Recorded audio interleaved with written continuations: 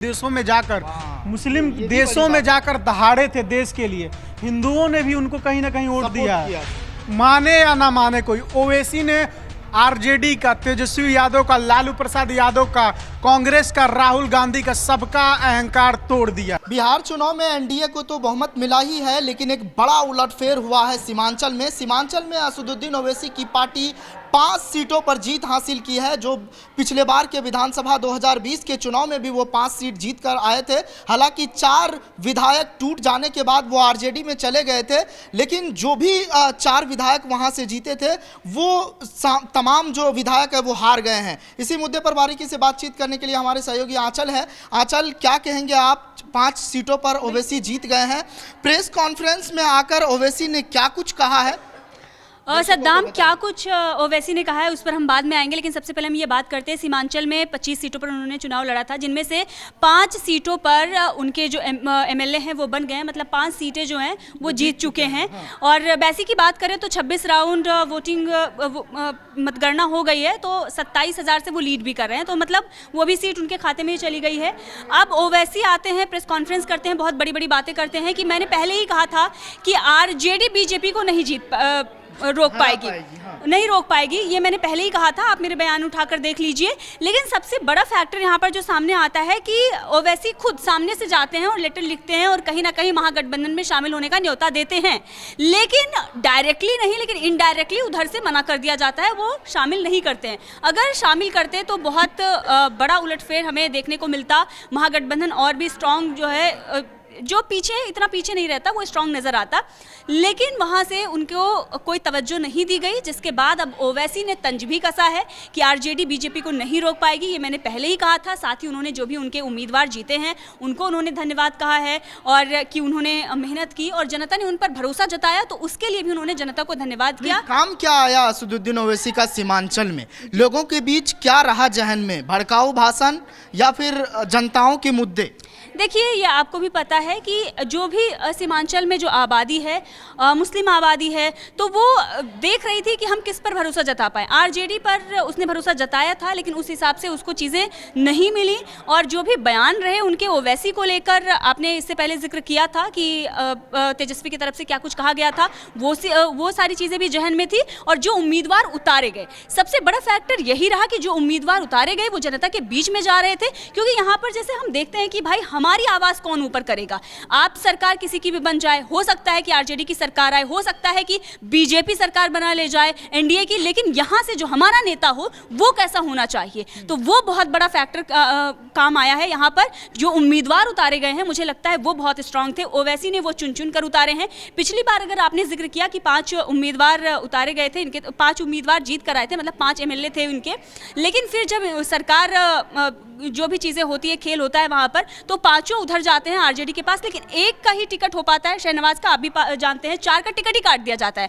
तो इससे ये दिखता है कि आरजेडी में वो गए तो, लेकिन उनको उस तरीके से तवज्जो नहीं मिली। और इस वक्त अगर आप देखेंगे तो सोशल मीडिया पर ये कहा भी जा रहा है कि जिन्होंने धोखा दिया वो धराशायी हो गए।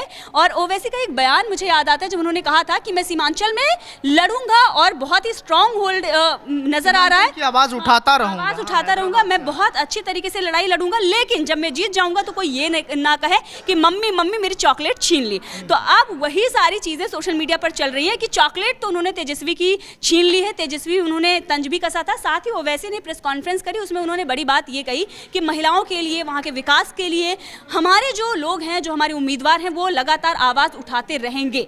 दैट मीन्स कि जो मैंने पहले बोला कि जो वहां के उम्मीदवार हैं, सारा उन्होंने क्रेडिट उनको दिया है, सबको उन्होंने बताया कि क्या कुछ कहाँ से वो लड़ रहे हैं। सीट बाकायदा जो है इस वक्त हमारे पास है, आप देखेंगे। तो अमौर की तो आप ही चर्चा कर रहे थे, वहाँ के जो कैंडिडेट हैं आप उनको जानते भी हैं। तो ये सारी चीज़ें जो हैं, वहाँ के जो कैंडिडेट हैं उनका नाम लेकर जो वो काम रहे हैं, जो उन्होंने वादे किए हैं, उसका एक बार उन्होंने फिर से जिक्र किया है। जनता को भरोसा दिलाया है कि अब हम आ गए हैं, हम विकास के लिए हमारे जो मेन मुद्दे हैं। बिल्कुल सही बोले, लेकिन एक बात मैं बता दूं अपने दर्शकों को, माने या ना माने कोई, ओवैसी ने आरजेडी का, तेजस्वी यादव का, लालू प्रसाद यादव का, कांग्रेस का, राहुल गांधी का, सबका अहंकार तोड़ दिया है, सबकी अकड़ तोड़ दिया।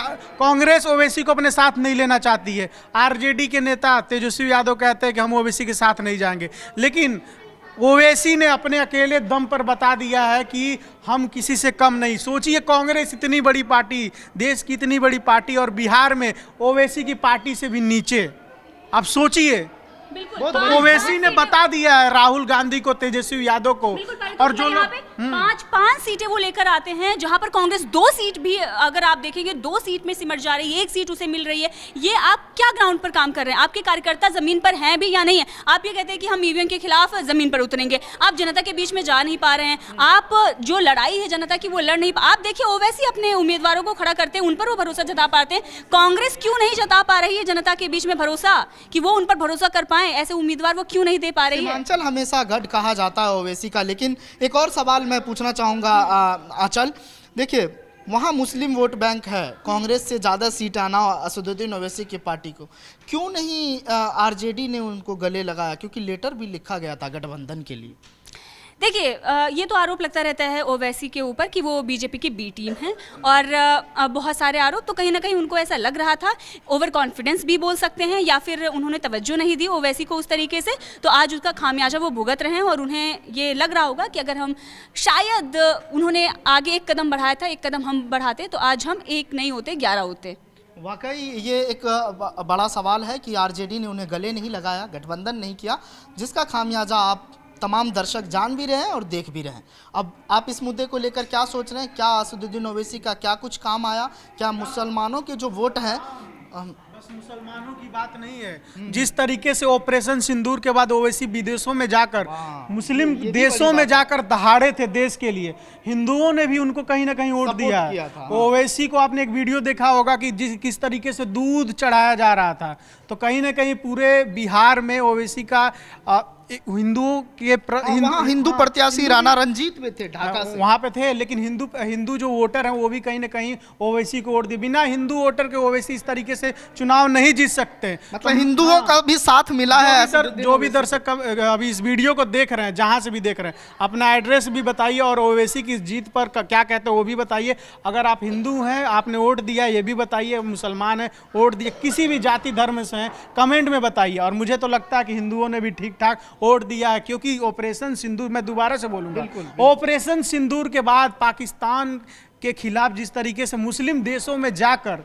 तमाम लोगों के सामने भारत की आन बान शान को कायम रखा असदुद्दीन ओवैसी ने, तो पूरे भारत में पॉपुलैरिटी बढ़ी है, बिहार में पॉपुलैरिटी बढ़ी है। और जिस तरीके से अभी मैंने बताया कि एक वीडियो भी वायरल हो रहा था, दूध चढ़ाया जा रहा था, तो असदुद्दीन ओवैसी कहीं ना कहीं इसलिए भी जीते हैं, हिंदुओं का भी वोट मिला है। ठीक है। तो ये कहीं ना कहीं बहुत बड़ी बात है। अगर आंकड़े ये बताते हैं कि उन्हें हिंदुओं का भी वोट मिला है, तो वाकई ये अपने आप में एक बड़ी चीज़ है असदुद्दीन ओवैसी के लिए, उनके कार्यकर्ताओं के लिए, उनके समर्थकों के लिए।